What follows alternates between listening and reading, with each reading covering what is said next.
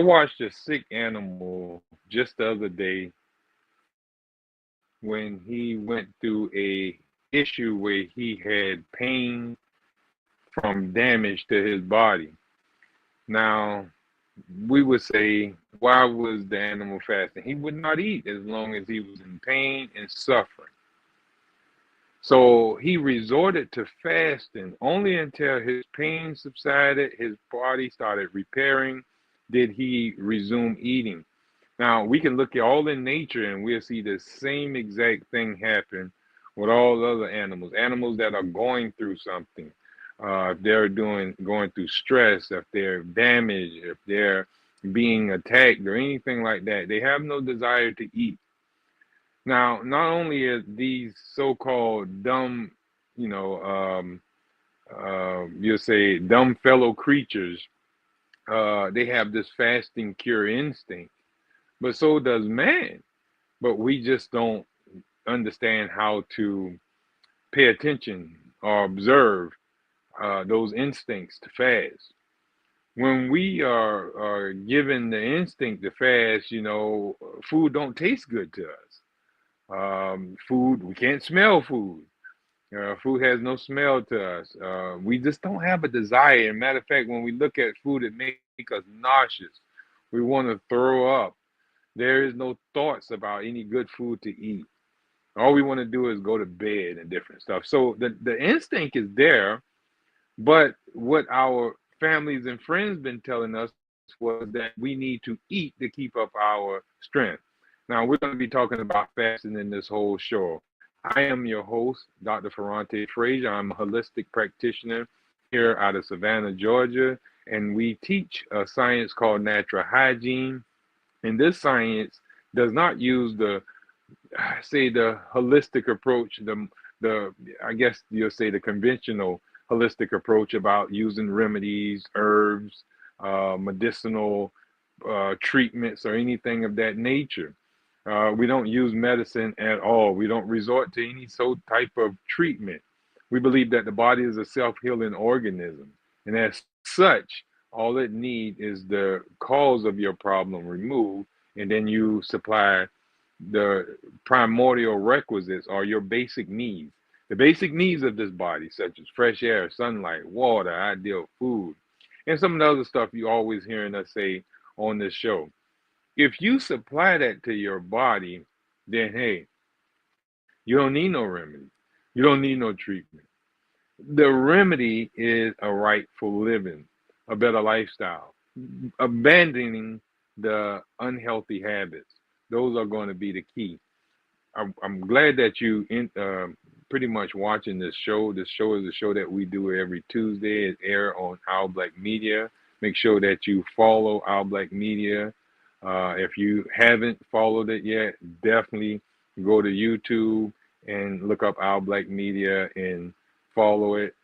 Make sure that you go to the Facebook page. Also, go to on Roku.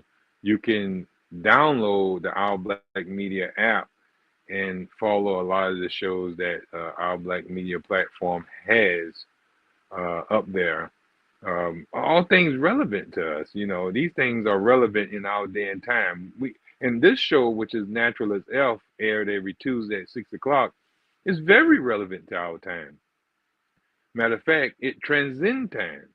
The things that we teach here on Natural as Elf was necessary when man first evolved upon the earth, and it will be necessary for him to follow until the last man takes his last breath here on earth.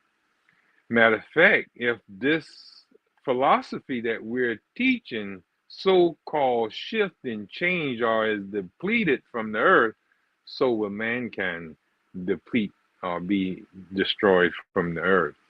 So these things that we teach, such as fresh air, sunlight, ideal food, and clean water, those things are necessary. And if those things are, so happen to disappear from the earth or become so contaminated that man cannot, live in this environment, he will no longer be available to be here. Now, our we're just talking about this fasting thing. This fasting thing is very important. Fasting for health is something that we've covered on this show many a times. I also talked to you about Dr. Herbert Shelton. He has a wonderful book out called Fasting Can Save Your Life. It's a practical book on teaching you. You can look at some of your health issues and look it up in the book, and it'll tell you how to combat your health issue using fasting. Now, fasting is not a cure, and we're going to talk about that here later on in the show. Fasting is not a cure. So remember, in natural hygiene and what we teach, we don't teach cures. But what we do is teach rightful lifestyle habits that promote the body to heal itself. It is the body that heals itself with removing cause, providing the body with the right nutrients, and time. Time, proper nutrition, and removal of cause is the only thing that can correct your body and allow your body to heal properly. It is the body that is the healer. I'm going to say it again. It is the body that is the healer. Now, if you want to truly heal yourself and not go back into some health issues or suffer other health issues in your body, because when you take these medications, all you're doing is creating disaster in another area where your body can't protect and clean up and filter and eliminate and remove and repair the organs that you're complaining about. When you go to, let me make that plain and simple where you can understand what I just said. That maybe flew over some people's head. You may go to the doctor complaining about you having diarrhea, and that's just pretty much your bowels colon taking a rest. Now, most people, they don't want their bowels to rest because they want to continuously eat. And for them to continuously eat and not have a bowel movement, it's going to have the whole system backed up really bad. And you're going to start vomiting. You might have a bunch of rumbling. You may have bloating going on. You may have, these toxins, instead of coming out, they might start coming out through your skin and out through your nose and all type of other so-called disease or some kind of discomfort. We call them crises of healing. And so when your body does go through that and you don't want to go through that, you conveniently go to a medical doctor, or you go out and Google, or go to some herb person or somebody in your family tell you should take this remedy, or you should take this cure, or the doctor tell you should take this medicine, or you should get these treatments. And you follow what the doctor says. But to get you to stop sneezing, let's say he have to get your bowels to going. And so to get your bowels to going, he forces the bowels to go by irritating it. He allow you to ingest a poison that is so irritating that your body must rid it via the colon. And so the colon moves to get rid of that poison, and so does it get rid of the waste that has been accumulating in there and has been in there stagnant. So you get a movement. And so now the body don't have to sneeze anymore. But some people would say that's a good thing. The bowel moves. But to force a tired bowel into movement is to bring on a greater chronic constipation. Yeah, you may have made it go this time, but now it got to rest even longer. And it have to repair the damage from the irritation of the poison that you took. Now you see it not a very favorable thing to do.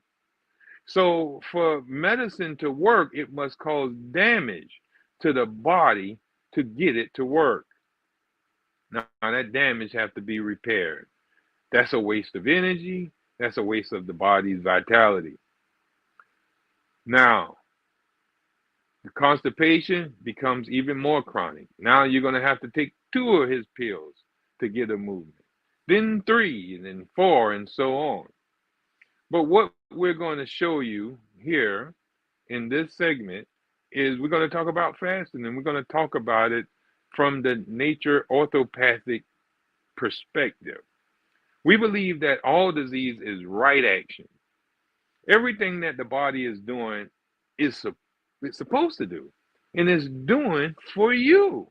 It's sneezing for you. You don't want to stop the sneeze. It's coughing for you. The abscess is coming out for your benefit. That diarrhea is necessary. Whatever your body is doing, it's doing it to preserve and cure you of the one only disease that you suffer from, and that is toxemia, poison blood. When the internal body becomes poisonous, the body has to rid itself of that poison, because if that poison lingers in the body too long and exceed a threshold of what the body will allow inside of it, well then that poison will start doing organic damage to the body. Organs and tissues will now start being destroyed. When the body is toxins are under the threshold, the body is just using energy, and it's holding back and defending and protecting the body and the organs and tissues from the damage. But when that threshold is exceeded, the body no longer can protect from the constant irritation, the gorging of the poison. So those poisons irritate the cells and tissues to death. They start dying, and they become a source of poisons as well. So now you develop a auto intoxication. Your body is now in a loop of toxemia. Now, the body must get rid of this. So it gets rid of it, it throws off this waste. The body don't want to keep this waste in, so it starts throwing off the waste. It throws it out via your nose, the sinus mucous membrane, out through you coughing up phlegm. You know, you got this mucus stuff coming out of your eyes. You got the wax building up in your ears. All these are your body using these mucous membranes to free itself of toxic load. Now, when you use medicines or herbs or remedies to stop that, you just have hindered the body from protecting you. You stop the body from protecting you and getting rid of your waste. Now, you feel better after you take the little medication. You feel better after you take the little herb or remedy. But for how long? You didn't change your cause. You didn't change your bad habit. So the cause for your cough is still present, even though you have numbed your bronchial tubes from spasming to help free this waste from your body. You may have stopped the diarrhea by locking up your bowels, causing them not to free the waste from the colon. Now, is that favorable? It may give you a little bit of relief, but relief in this manner is not ideal. The best relief is something that is earned by you allowing your body to go through the process of healing, the process of detoxifying itself. And what we're going to do, we're going to take a quick little second. I need to look over something, so I'll be right back in just a second. Check out this, and I'll be back.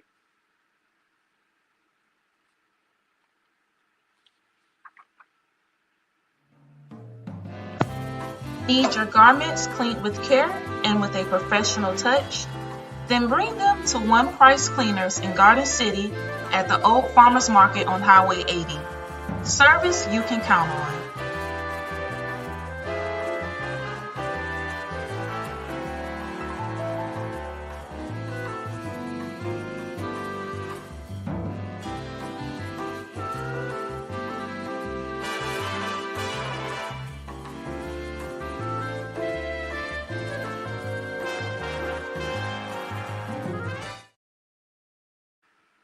All right. So we're talking about fasting, and like I said, fasting is not a cure, but it can be utilized to allow the body to cure itself. So fasting is not the cure. It's just that it puts the body in such a position that it can cure itself so rapidly. Because when you're fasting, you're not retoxing yourself with food, with drink. You're resting. So during a fast, there's so much energy is conserved in your body that conserved energy can now go through and vitalize your organs such as your liver, your kidneys, your heart, your brain to do work in cleaning up the blood, removing this condition called toxemia, repairing cells and tissues that's been damaged and stuff like that. So your kidney can heal itself, and then as it get healed, it goes around and filter the blood better. The colon can heal itself, and it'll go and filter the blood better. The liver will do its job of making hormones and different things in which to help neutralize toxins in the body. The lung would do a better job in filtering out carbonic gases and different air pollution. So these organs, as they become healthier and with more vitality, more energy, that you're not throwing away with food and wasteless activities, that energy can now be conserved and used for vital redemption. Your body can go through a period of restoring itself, healing itself. This is going to allow the blood to become cleaner. And as the blood become more pure, then that pure blood goes and pick up more waste and trash from the cells. More filthy lymph fluid can be dumped into the blood. And as the lymph fluid is moving and draining, it can take filth from the lymph nodes that's been trapped up in the lymph nodes. And so you don't have to have this lymphatic cancers. You don't have to have these lymph nodes that's swelling and becoming hardened that have to be removed throughout your body. Drainage will be established in the body when you have more energy. And when that more energy, the organs of elimination can filter and move toxins out of the body. And that energy comes from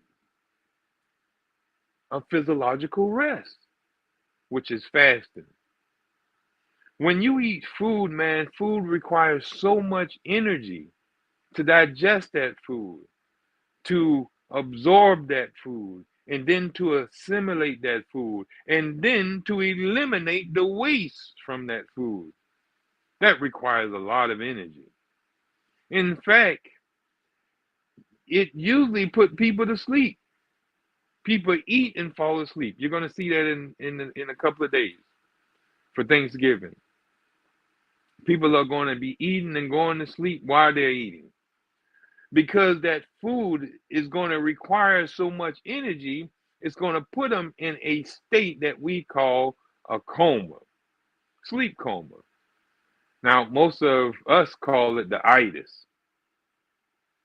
They're going to have the itis.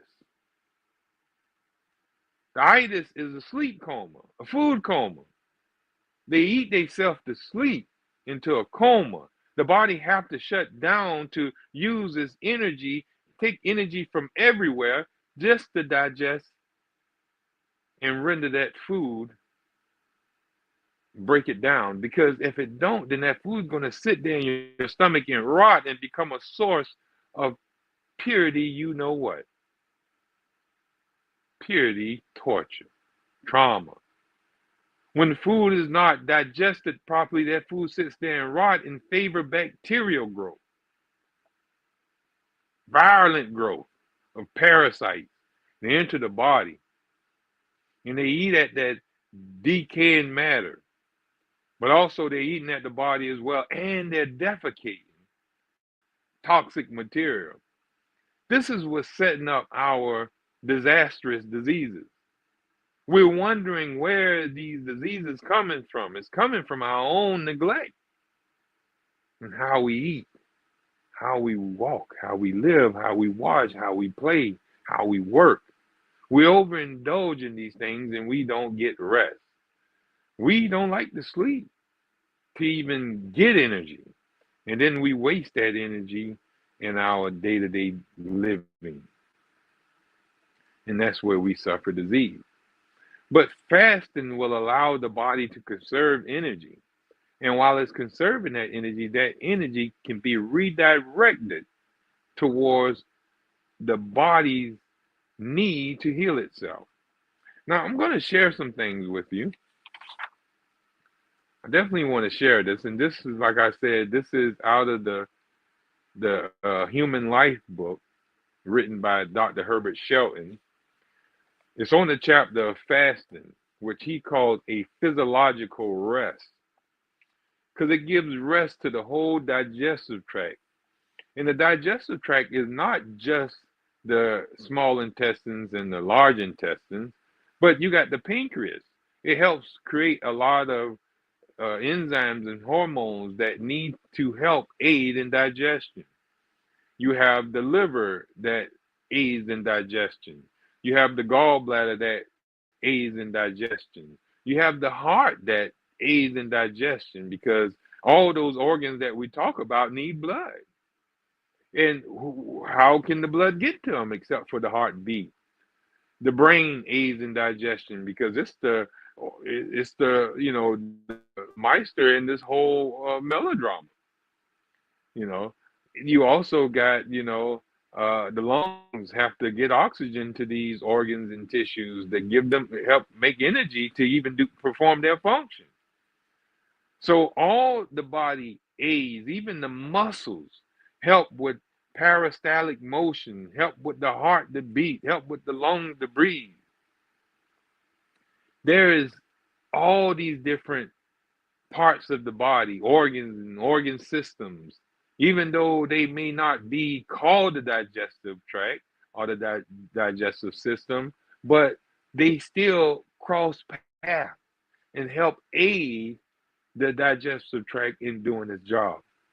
But when the digestive tract is not having to work, then not only does the digestive tract rest and the energy that would have been used for it is conserved, but even the other organs that aided the digestive tract, they also get a rest.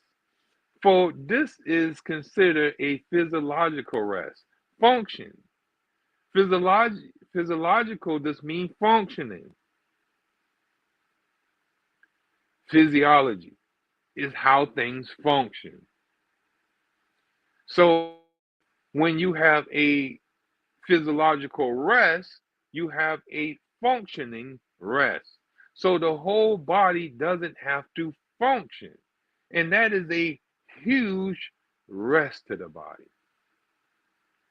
And all that energy that's being conserved is now can be used by the body to do other stuff. Imagine if you was a person who, wasted money. You wasted money at haphazardly gambling. You was a gambler and you threw your money away every day playing the lotto. You spend $1,000 every day on the lottery. But then you stop playing the lottery and you still have $1,000 that you make every day, but you don't spend it on the lottery. So now all that money that you are saving because you're not playing it on the lottery now can be used for other stuff, like buying you a new car, fixing up your house, buying you new clothes. But if you only make $1,000 a day and you spend $1,000 in the lottery every day, there's no money to buy a new house or fix up your house or buy a new car, fix up your car or buy new clothes. But when you stop for a week or two of playing the lottery, you have money that's being saved. So this is the same thing with the human body. When you stop eating, you are saving money that now the kidneys can use in repairing itself. The lungs can use in repairing itself. The heart can use in repairing itself. The whole body can utilize this conserved energy and it can repair itself. This is the beauty of fasting. Fasting is not the cure. It's just that the fasting puts the body at a physiological rest that now energy can be conserved and then redirected. So it's not fasting that's curing. Let me make sure I get that clear to you. Fasting is not a cure. It just allows the body to do at rest what it can't do full speed ahead. That's the beauty.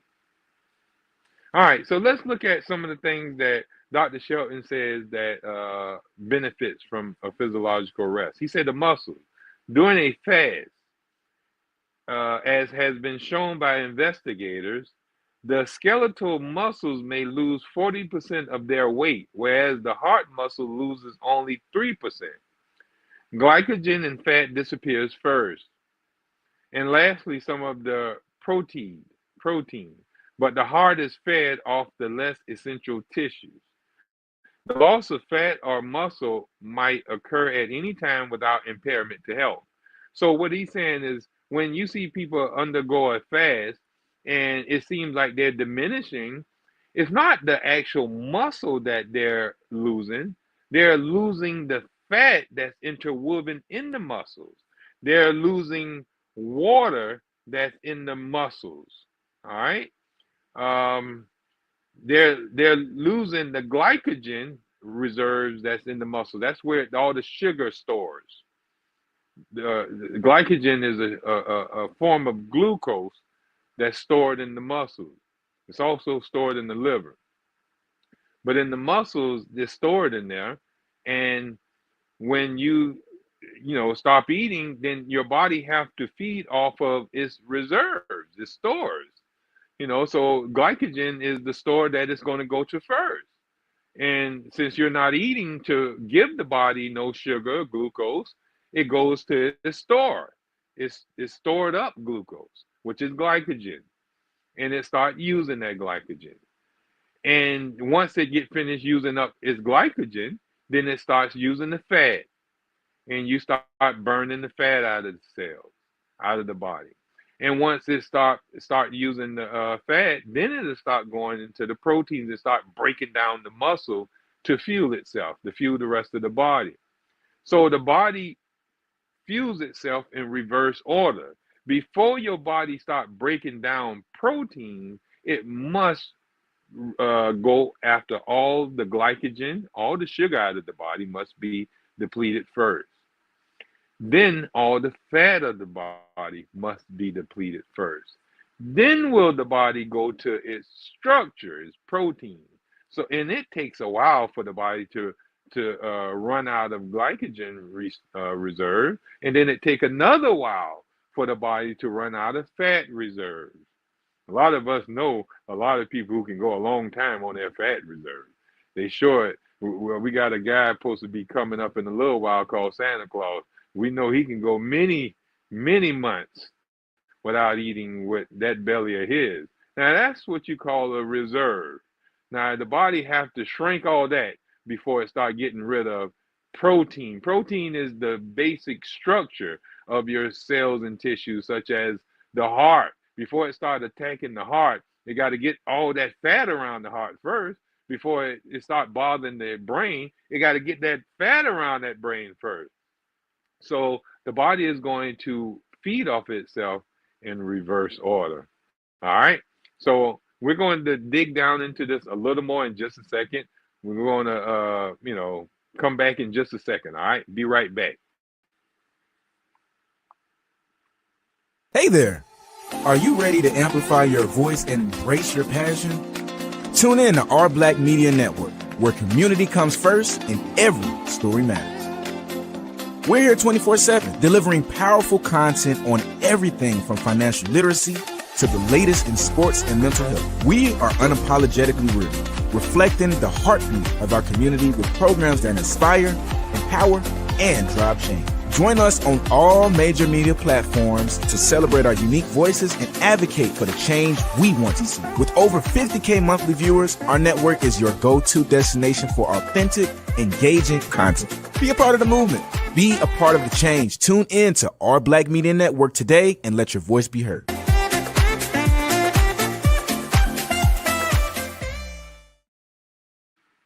Well, from observation and different investigations, the heart really doesn't diminish that much while fasting. You know, you might see the person belly disappear. You may see the fat rolls up under their arm disappear. You may see that gobble gobble up under their neck disappear. But the heart doesn't really shrink. Matter of fact, the brain has in bones has been known to grow during a fast. Why? Because they're feeding off of the low grade material or the less material. So as the body is, the brain have to be fueled. The heart have to continue. They're vital organs that we actually need. So the body is going to start sacrificing the low grade material to feed the high grade material, the vital tissues. So it's going to start getting rid of tumors, polyps, cysts, abscesses, fibroids, and all type of scar tissue and stuff. It's going to start taking that stuff out of the body to fuel your brain, to fuel your heart, to fuel your liver. Your vital organs have to have fuel. So they are fed on the lesser important cells and tissues of the body. This is a beautiful thing. The nerves, like I said, it really don't go under no type of damage under during a fast. All right, the blood becomes cleaner, more purified because you're not putting any poison in there. The stomach is given a rest. He says it is afforded an opportunity to repair itself. A prolapsed stomach shrinks and resumes its normal size and tone. Its morbid sensibilities are overcome. You won't be craving the hot food or have to have the spicy food. You won't have this craving, this gnawing sensation going on in your belly once you go through the fasting process. The lungs, it says greatly benefit. You're going to see, because most people, they go on a fast, a lot of issues of their lungs are corrected. They're cured, of diseases such as tuberculosis. That's been known to be corrected during a fast. Pleurisy, that's something I witnessed myself get corrected. Pleurisy and pneumonia by fasting real rapidly. It didn't take long to get rid of it either. I think it was more or less probably about 5 days, pneumonia disappeared and pleurisy disappeared from just fasting. And then after that, on nothing but oranges for a couple of days and stuff. It was amazing. The sexual organs, the energy seemed to be almost invariably absent during a prolonged fast. So a person who does do a prolonged fast, they may notice that their sexual organs are not working during a prolonged fast, like 30, 40 days or something like that, because that's going to be drawn back on. The body is going to be preserving. It's not necessary that you use that organ right then, so the body is going to cut back any waste of energy there because it's using that energy for more vital situations such as your heart, your brain, and stuff. All right.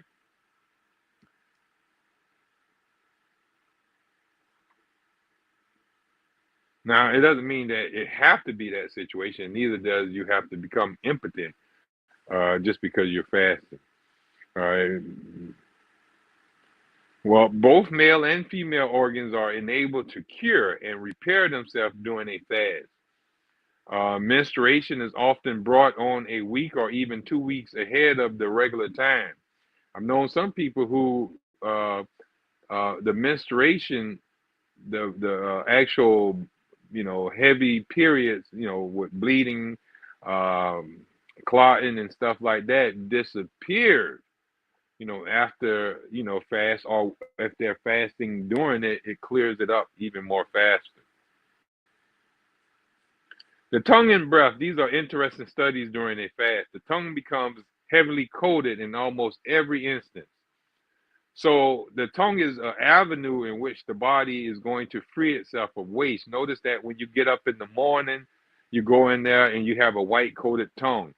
Most people, when they're brushing their teeth, they also brush the tongue to get that film off of it. That film is toxins being thrown out of your body. All right. So during the fast, that becomes more heightened. That elimination, as elimination becomes bigger and stronger and more heightened, you're going to see more coating on the tongue during the fast, and it remains so pretty much the whole fast. But this is how you're going to know later on. It's in this program that you're going to see the fast is coming to an end. Is when the tongue is no longer, coated. That's just like, when you're washing something, you can wash something a couple of times. If it's steady dirty every time you wash it, you keep on washing. But eventually, you're now seeing there's no longer dirty water, like greens. Let's say, for example, you're washing greens, and you done cut up some greens for the holidays, and you're washing them. The first wash, you see a bunch of dirty water, and you wash it a second time, and there's still dirty water, and you wash it a third time, and there's still dirty water, and then you wash it a fourth time, and now it's getting cleaner. The water is not so dirty, and the greens are now starting to stick to your hand. Now you knowing that the greens are now getting cleaner, and you wash them again. Now the water is clear and the greens are just sticking all to your hand. Now you know the washing is complete. This is the same with a fast. When you're fasting and that tongue is coated, in flurry, you know that the fast is underway, it's active. And when that tongue starts clearing up and you wake up one morning or in the evening or whenever you go to look and you see that tongue clear, the fast now can be broken. It has come to the end. All the waste and toxins that you had in you are this round of cleansing has come to an end. Now the body is asking for you to stop and need for you to go into now resume eating. Now eating is that's something we also need to talk about as well. Once you break a fast, it need to be broken properly. Depending on how long the fast is. If the fast was no more than about 2 or 3 days, you just need to break the fast with fruits.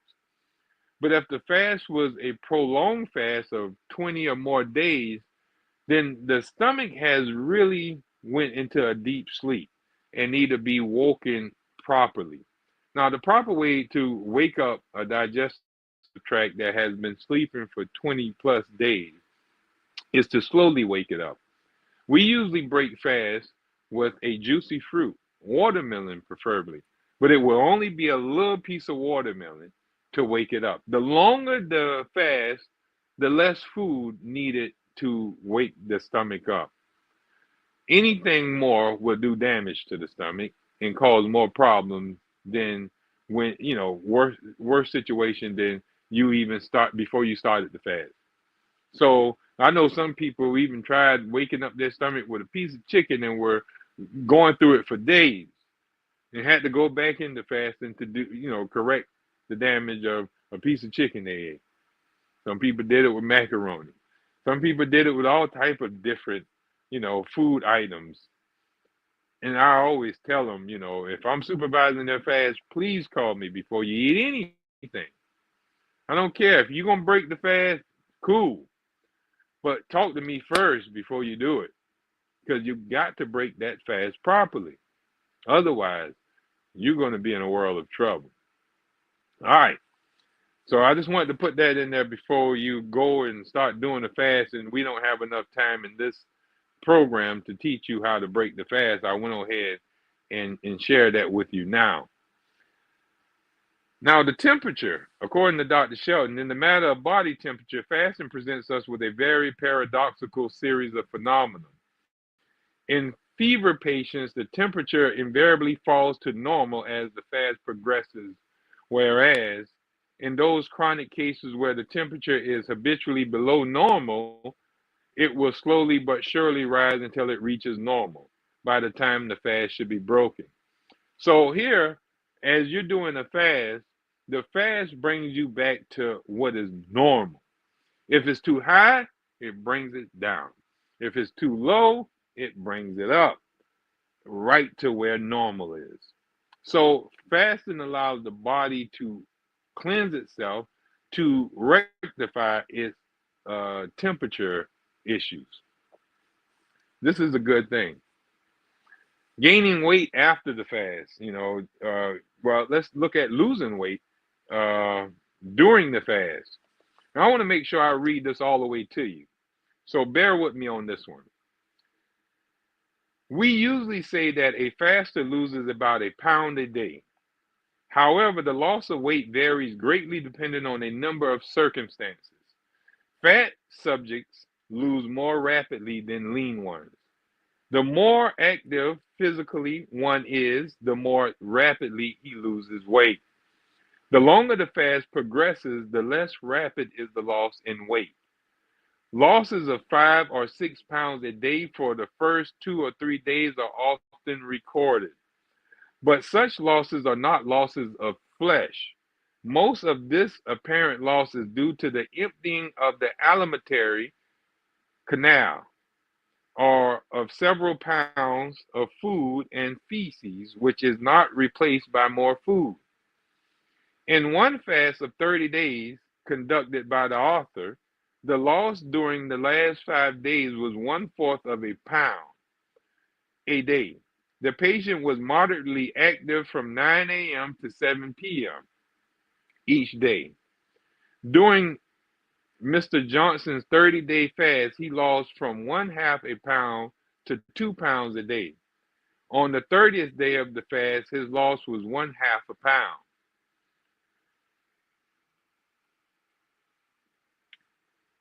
On the 22nd and 23rd days, he weighed the same, apparently losing nothing.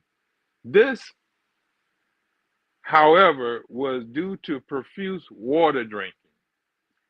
I have seen cases gain weight for 2 and 3 days at a time from drinking so much water. At the beginning of his 30 days fast, Mr. Johnson weighed 154.5 pounds. At its completion, his weight was 131 pounds. His total loss was 23 pounds. He lost 23 pounds in 30 days. Now, I had people in a 40-day fast lost 40 pounds. Here, this man only lost 23 pounds and he ain't ate nothing in 30 days. It is said that a man may lose 40% of his normal weight before his life is in danger. However, we know that many fasting patients lost much more than this without danger or harm. Indeed, Dr. Dewey insists that when death occurs before the skeleton condition is reached, it is always due to old age or some other form of disease or injury and not to starvation. Now, Dr. Hazard and Mr. Carrington hold to the same view, and as will be shown later, there are facts which support this view.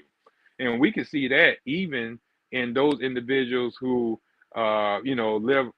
get caught up into a situation where they can't eat for 60 or 100 days. They come out and, they just be skinny, but they still survive. but it's going to become, they got to become skeleton first before you die of starvation. Because the body is going to eat itself in reverse order. The last thing to be left is the skeleton in the brain. All right. So gaining weight after the fast. The gain is in weight after a fast is usually very rapid. Often is almost as rapid as the loss during the fast. People that were formerly always underweight and emaciated, very skinny, due to impaired digestion and assimilation, will become normal in weight. So those who are actually looking to gain weight must first fast and lose a little bit and correct their digestion.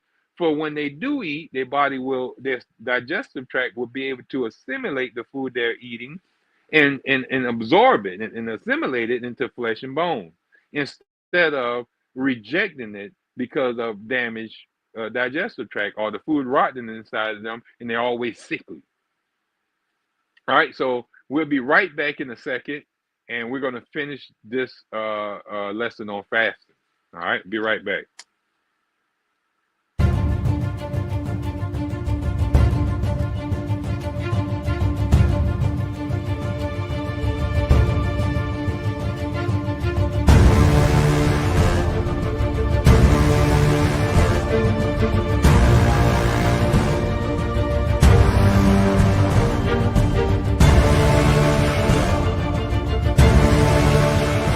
Oh, I mean my friend, your Savannah homeboy, Clarence Thomas, made sure that I don't go to prison. So Julius is in there talking to Trump. Ooh, I'm telling.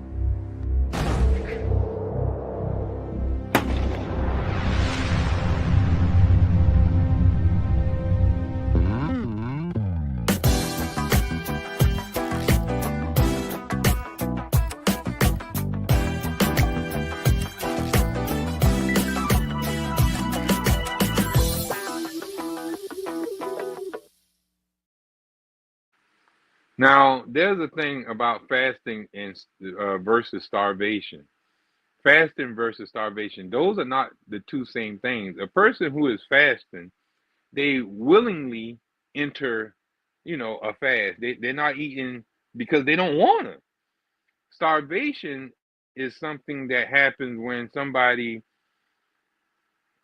they want to eat, they just can't eat, or 'cause there's no food, or something like that, and or the fast went too long, and they just, when the body told them to go back to eating, they just ignored the body, and they just continuously didn't eat, and that can bring on starvation. So the return of natural hunger marks the dividing point between fasting and starvation. So long as there is no desire for food, the individual who abstains from food is fasting. After the return of hunger, the individual who abstains from food is now starving. All right, so let's go to no enemas during the fast. Some people want their bowels to move while they're fasting, but bowel movement is not necessary because there's nothing going in, nothing has to come out. But you will still have bowel movements because the body will still be eliminating waste out via the system. It's coming out of the body. You're not just moving food through your colon. Now you're pulling gunk out of the internal environment, away from your heart, away from your brain, and different other organs and tissues of your body is now throwing out their trash. And now that's being dumped into your colon, being dumped into your kidneys, being dumped out of your lungs, coming out via other routes of elimination. So the enema is not necessary. There's no benefit from it. Fasting during pregnancy. During the early part of the pregnancy, fasting is okay.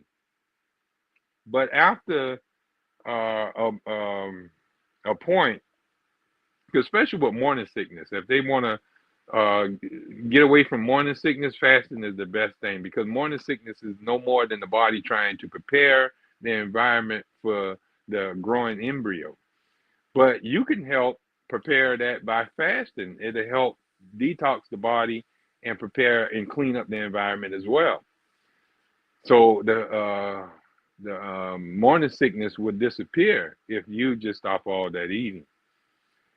Now, this is necessary if while you're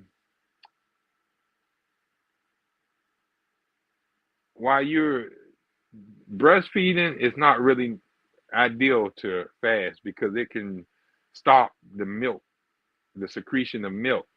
Now, if it's necessary to save your life, then hey, by all means, it should be done. But if not necessary, it should be avoided for the reason that it will stop the secretion of the milk, and even the diminution of this secretion resulting from a fast of 3 or 4 days is seldom overcome by returning to eating. So that milk will go down so low that even when you go back and eat, it wouldn't restore that milk back to flowing for you. All right. When nature cuts off the appetite of an infant, it should be permitted to fast until there is again a demand for food. Some people think that they shouldn't fast babies or little children. I've fasted little children and babies and kids and young adults and older adults, mid-aged people and old-age people. I've done fast a lady that was 99 years old before. So anyone should fast. If the body cuts off the appetite, cuts off the hunger, they should be permitted to fast. Now, children don't have to fast as long as adults. Their body tend to recover damage real rapidly. They usually seldom have to fast more than a day or two. But it's always ideal. I fast animals, if they're suffering, going through something. We watch them fast, and they fasted very well, and often broke the fast properly, and they didn't suffer sickness no more. Their coats of hair became back so beautiful. They didn't have the scratching and flea and, the flea biting and fleas on them and all type of stuff like that. So fasting is the ideal thing for anyone that nature shuts off the appetite. All right. So I would encourage you to look more into it. How long must the fast be? It depends. Usually it's always advised to fast until your symptoms disappear. Once the symptoms disappear, the body can go back to eating. Eating under a sick pain and all that type of stuff, it just favors indigestion. It favors decomposition in the gut because the body cannot digest food when it's in a crisis of healing. It's under stress. It's trying to heal itself. It's trying to survive. All right. Does fasting cure disease? No, we do not claim that fasting cures disease, but simply that it enables the organism to cure itself. What then does fasting do? 1, it gives the vital organs a complete rest. It stops the intake of foods. That's 2, to decompose in the intestines and further poison the body. Now, number 3, it gives the organs of elimination an opportunity to catch up with their work and promotes elimination. 4, it promotes the breaking down and absorption of exudates, effusions, deposits, diseased tissues, and abnormal growth. Because if you're not putting nothing in, your body have to start eating off itself, and it's going to eat off the abnormal tissue. So it gives the body a chance to start getting rid of this abnormal tissue. Those abnormal tissues are the tumors, the polyps, the winds, the cysts, and scar tissues and stuff. 5, it permits the conservation, of energy. Number 6, it increases the powers of digestion and assimilation. Number 7, it clears and strengthens the mind. All right. So when should a person not fast? A person who fear to fast should stay away from fasting. If you fear fasting, think fasting gonna kill you, then you don't need to enter into a fast. Fear itself may kill you, where the fast would be a very good benefit to you. It'll kill you if you fear it. Extreme emaciation. In such cases, a long fast is impossible. A short fast of 1 or 3 days may often be found beneficial, or a series of such short fasts with longer periods of proper feeding intervening may be found advisable. So people who are suffering with emaciation, we usually have them fast for 1 day, and then we have them eat for 3 days. Have them fast for 1 day, have them eat for 3 days, and so on until their body like kind of correct and heal itself and build itself up. All right. In cases of extreme weakness or degeneration cases, even in many such cases, a series of short fasts, as mentioned above, may often be beneficial. In the last stages of consumption and cancer, the fast can be of no value except to relieve the patient's suffering. It may prolong life a few days. However, fasting is of distinct benefit in the early stages of both these diseases. So in the early stages of cancers or consumption, degeneration, fasting is of great benefit. I want to thank you for sharing this time with me. Hopefully you'll come back and catch us every week where we're going to be talking about more concepts of natural health and how the body can heal itself using the natural principles that we teach called natural hygiene. So until next week, I want you to have a great holiday season. Don't put yourself into a food coma, but make sure you eat predominantly fruits and vegetables and be thanksgiving that you still have life. Best of health and happiness. See you next time.